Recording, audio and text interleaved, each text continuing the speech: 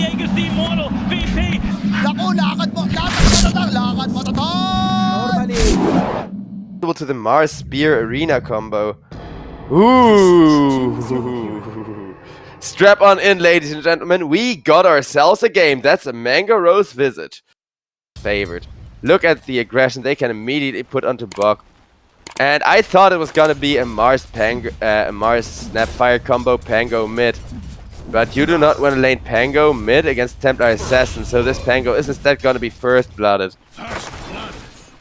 And if you are able to utilize your familiars for a gank, it's always gonna pay off. Oh my goodness, and Asta on the Terrorblade has to juke for his life. Can he make it? Nope, he cannot, as Skyrim Mage's magical damage is just too huge. And that's just the thing, what I meant with like, sometimes because all measurements in Dota used to be 3-dimensional before we had Source 2. So, oh, Mavis goes down to the top lane. Looks like there's some action there. Ayat does go down in return under the tombstone. That's not too good. Me. Gotta love those SA casters' voice lines constantly being spammed. I wish I would just be making weird noises during my casts all the time and getting away with it. That requires a whole different level of talent. Undying dropping low, but he will drop the tombstone in an attempt to get this Marcy. And Terrorblade really wants that juicy kill. Will get it. Asta. Mango Rose gets Arena up. Double stun will keep him alive a while longer, but only for so long as that tombstone placed in a really annoying spot. Still Mango running for his life, doing a good job. Can he get away though, as Undying is coming from? I do not think so. Snapfire will actually snipe that kill away from Mavis. But now WS with the Unleash comes on in, dishing out damage and more damage. And there is one stun from the Familiars. There is two stuns from the Familiars. Carlo is just gonna die for that. While Skyrim Mage, including Grandmaster apparently. Mars comes in with a spear on the Omni Knight and Omni Knight. Look at this damage. Like when these teams go for kills, it's almost instantaneously because they know full well otherwise they would be retaliated on. The tombstone immediately gets smashed down, but while the tombstone is being smashed down, Skyrim Mage was stuck in an arena, unable to flee, so he is gonna die. And Visage will set up for a nice rebound. Getting another kill. Mango Rose still alive and surviving. WS gonna run away.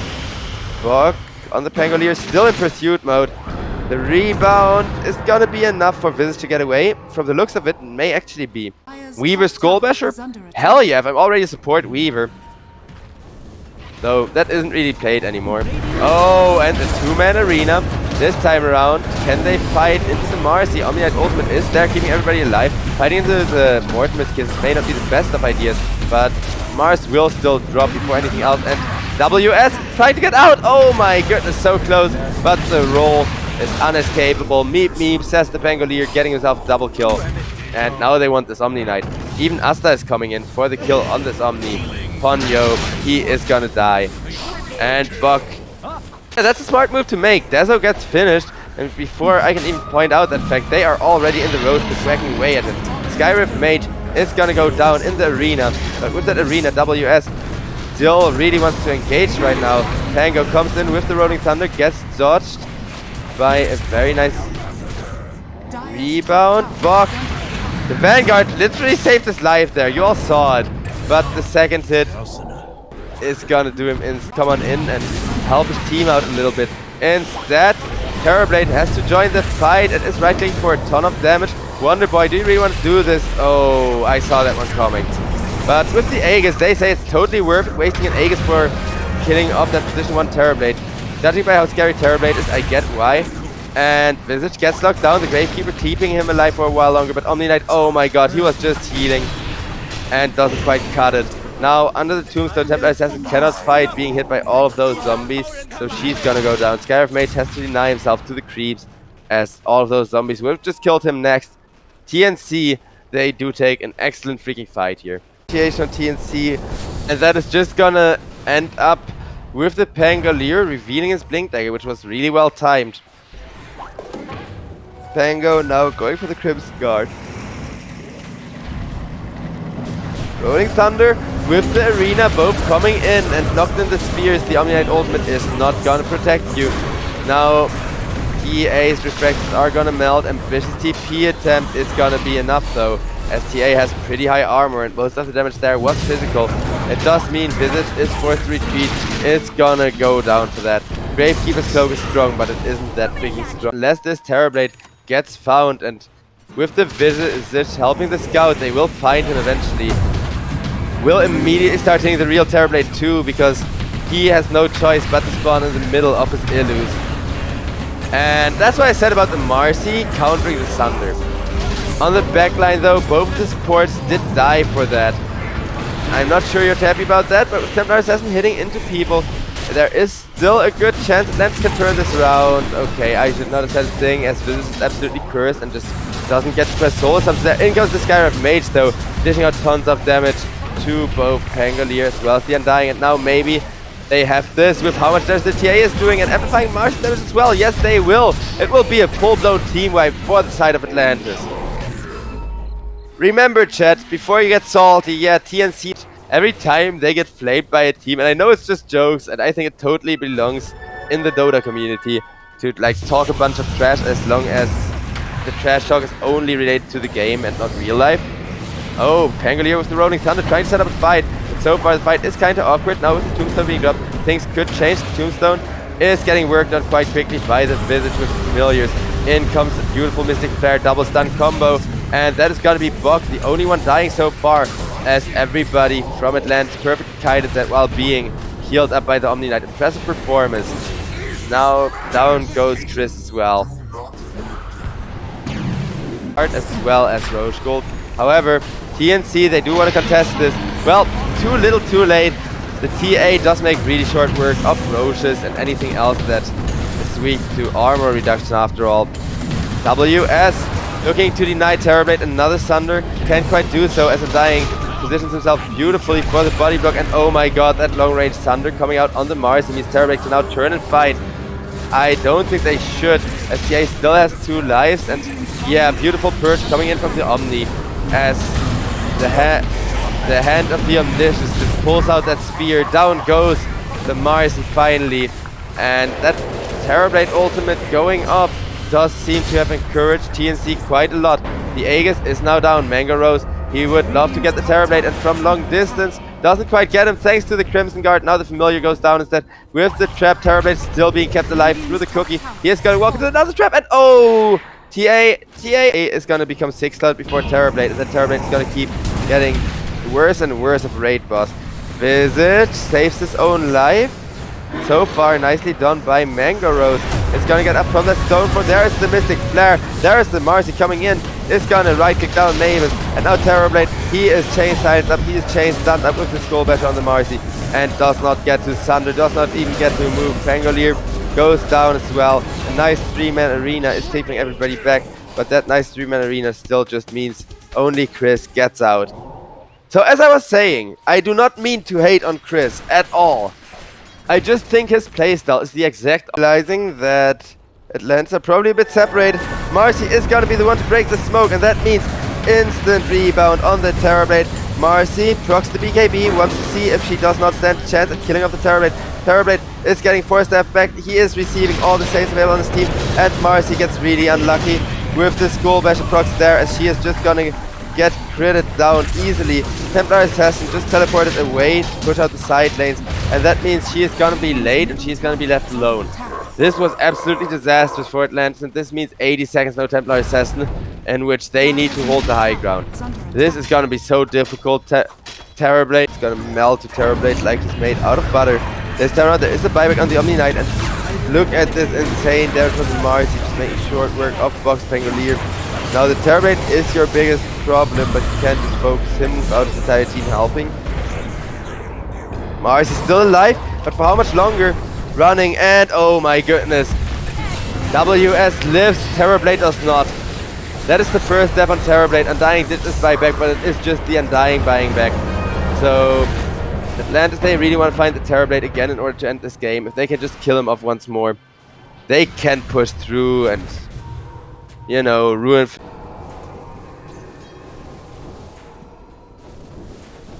Some creep cutting is occurring. There should still be a steady influx of them in the base, even with this TB Illu.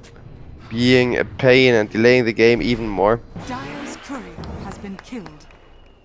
Radiant's middle tower is under attack. Templar Assassin gonna start whacking away at the tower. In comes Pangolier with the Rolling Thunder, but a beautiful Mars Arena, which Omni Knight just doesn't get to cast, and this time around it's a dieback for him, so 90 seconds no Omni Knight. And Atlantis, they do have to figure out how to win this fight. Well, stunlocking the Terrorblade is a good start, forcing him to the backline. Terrorblade is gonna survive, has to stun his own teammate though, and that means two buybacks immediately committed from Undying and Pangolier, as now down goes WS with a buyback available. But buyback being available there alone doesn't quite matter. And Visage, oh, he tries to spawn the familiars to set up for getting at least a kill out of that or something. You know, with the chains now. Either he would have got... I would like for some more team fights to happen, or... There it is! Wow, beautiful! What a timing! Arena immediately comes on in onto Mango Rose. Mango Rose uses the stone form on himself to disengage. That is no more Mars Arena. Fear comes out from the Terrorblade onto the Visage, and Mango Rose does just go on down to those huge right clicks with the BKB. This TB, he is online, he is raid boss mode, and that means Visage down for 1.5 minutes. Nothing you can do about that one. Boom! That is an instant kill onto Mavis. No tombstone for the fight either. We do not get our Visage, you do not get your Mavis, except Visage suddenly has enough gold for buyback together. And that means Mars is now in a lot of trouble even after landing yet another pretty good arena. A pretty good arena is simply not enough when your Terrorblade is still living this dangerously with so many bashes and interrupts and stuff coming for him. You need excellent arenas or nothing. Chris buys back, no arena available, but hey, at least he is a de facto answer with that nullifier available to the Visage. You can one-shot the familiars with your W, and you can put the Visage down for the count quite easily. Visage went full aura tank. I love this build so much. It is so satisfying to watch, especially once he gets that refresher orb going for himself. They are trying to finish off the Rex, and look at the damage TA deals to them. It doesn't really matter as Terrorblade jumps forward with the BKB, is trying to finish off Mango Rose's Visage, but in comes WS. And yeah, once again the teammate has to be sundered, meaning the Rex go down. It is finally Megas, only like 15 minutes later than they would have hoped for. But now Terrorblade goes down, Terrorblade immediately buys back. Mars dies back though, 2 minutes, no more. Freaking Chris. And with that, the Ancient is probably just gonna fall. I understand that they don't want to call GG with Terrorblade that is this much of a raid boss, but Terrorblade, he cannot solo carry a game entirely single-handedly, especially not against the Marcy with the Basher, who just makes it her entire goal in life to run him down. Good game, gets called. Except Mars is not the greatest hero for a very suicidal type of initiation, where you burst people until you get bursted, right? Because Mars is tanky and has less burst damage than some of these other mid laners. You can't really compare him to something along... He's already one of the squishiest heroes in the game, and look at the amounts of strength that are just stolen from him. Sure, Buck is gonna be out of mana soonish, but he already got the Soul Ring to keep going, and realizing, hey, I got a Soul Ring going, they are gonna set their sights onto Ponyo, who is just gonna drop, and Mango Rose, awfully low health with the Metamorphosis, may be able to get the Hoodwink. Hoodwink, however, just baits him deeper in, and that is a double kill for the Undying. So apparently Undying lane a lot harder than this bottom lane, although Skyrift did just get Primal Beasted while we weren't looking. That's the caster's curse. Kills always happen where you're not probably gonna die for that deny. Okay, maybe not, maybe not. How long on the Bushwhack? Okay, no Bushwhack, but an X marks plus ship combo. That will do the trick just fine, I think. And yeah, now the Bushwhack is available. Dealing the rune to Yo, however, he's just a free kill. Hoodwink making sure to give the kill to the Undying as well, just by timing that lasted well. Or, well, that not lasted, so the zombies get the actual lasted. But you get what I mean. Mavis, meanwhile, gets dropped on the bottom lane. Void as a 3 I prefer. Disruptor gonna go down, I think, with the Torrent, and BAM!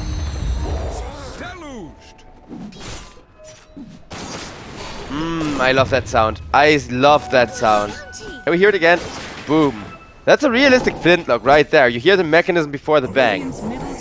And I don't get how, because most game devs, even like CFO, no time to rant, because Hoodwink is gonna go down, and a beautiful toss follow-up as now Chris, he gets trampled, gets slammed into the ground head first. That has gotta hurt. The Admiral, of course, he's been through some... Uh-oh. Disruptor, he is gonna get caught. May glimpse the Hoodwink out of there, but glimpse this, says Chris, as he hits him down in the face with that super realistic sounding gunblade once again. See? The fancier the cosmetic, the better your chance to win. Everybody knows that. And while it doesn't look that fancy, the sound and animation are just great. You try pronouncing that.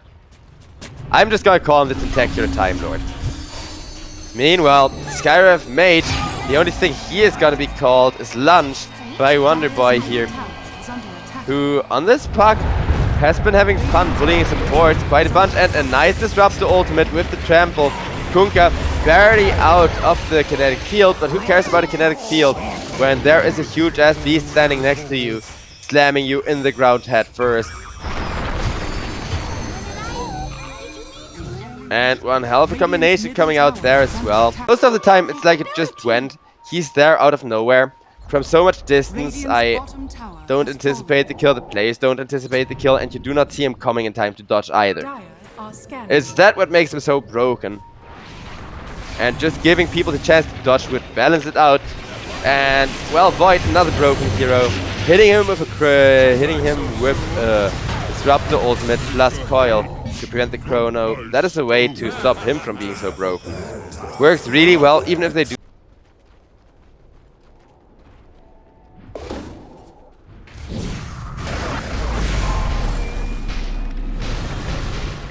Uh-oh. Somebody's gonna get smashed in the ground, and that is gonna be Asta, who once again doesn't quite get the fight to work out the way he came for. This Void just getting focus fired every time makes things so hard for TNC here, as, oh my god. They do kill WS, but at the cost of Mavis, and now everybody else is coming in there as Atlantis. They smell blood in the water, as Kunkka would say. And all of that for just a Primal Beast, who managed to once again perfectly follow that up. The glimpse not breaking the Dream Call, but just a tiny margin means Chris is at least away. Kunkka, him being so tanky is what's keeping TNC. Dire structures are fortified. I love me a good warding war. I also love a good pickoff, though TNC are falling further and further behind, so maybe they are the ones that should be making pickoffs instead. Feeding a pickoff to this Terrorblade and Primal Beast combo, who, you know, if you're able to hit somebody in the Primal Beast, that's really, really good. Terrorblade does take the Sharpshooter to the face, but just a lot of damage does not impress him. What does maybe kind of upset him is this lockdown preventing him from sundering. Though if they can get the Void in exchange, oh no. Primal Beast, why? You could have just trampled around the high ground. It does AoE, man. And he has a brother made out of bronze.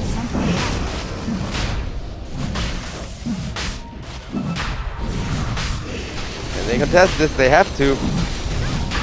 Chris, he is gonna get himself scouted out. So the X marks torrent does hit. And Chris doesn't even die for it, but look at that, Primal Beast! I'm sorry for missing these, but this is not balanced, chat. Do not flame me for this. TNC did not see that coming either. He charged in from maximum freaking range, barely being exactly where the Aegis was dropped. Manages to snatch it just in time. Look at this, see? He just charges for 2000 range in a matter of a second. How long is the max charge? 1.5. Undying, going down, and it will be followed by another kill on the bush, on the Hoodwink, I mean. Now, uh-oh. Okay. Asta played that very calmly there. Realized he had to use his BKB, which he would have much rather had not to. But hey, he waited till the last possible second to still use it to get away. And he did manage to get away, so I think that was still the best possible play under the circumstances. But when you have to settle for plays like that, then you are not on the winning end of the game. And guess what? Primal Beast is just completely broken. This hero is so absurd. He's got to press the BKB, walk out of there. Bottom tower is under attack. But in honor Yeah, no from the puck, or maybe ticked out to the witch blade, but he died from a pretty long distance. Now this kill I will see as it is gonna be an undying, just going down, and not just the undying, the Kunkka also. He gets slammed down into an avalanche head first. That has gotta hurt. Primal Beast manages to almost get himself out of there. But nope. He is still gonna die. Yeah, goes down to the Void, who is pretty freaking fat together with the Undying. Objectives are still in such good health. For the side of Atlantis, and look at that. A big trample comes out from the Primal Beast. He will get one, he will get two, and a two-man Disrupt ultimate to follow it up. That is for people that... Good luck, Faceless Void. You got your Chronosphere. Go ham on them. I believe in you, Asa. I know you can do it. 1v5. In all seriousness, though. Yeah. After lost it again with that team fight over at the mid lane. And now look at this push coming out. In comes the Faceless Void. And just gets torn to shreds. Doesn't even get to cast the Chronosphere.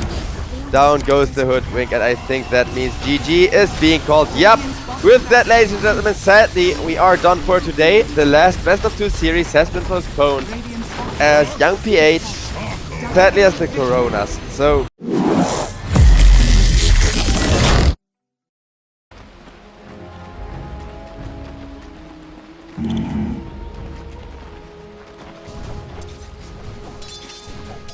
Right. Trinkets.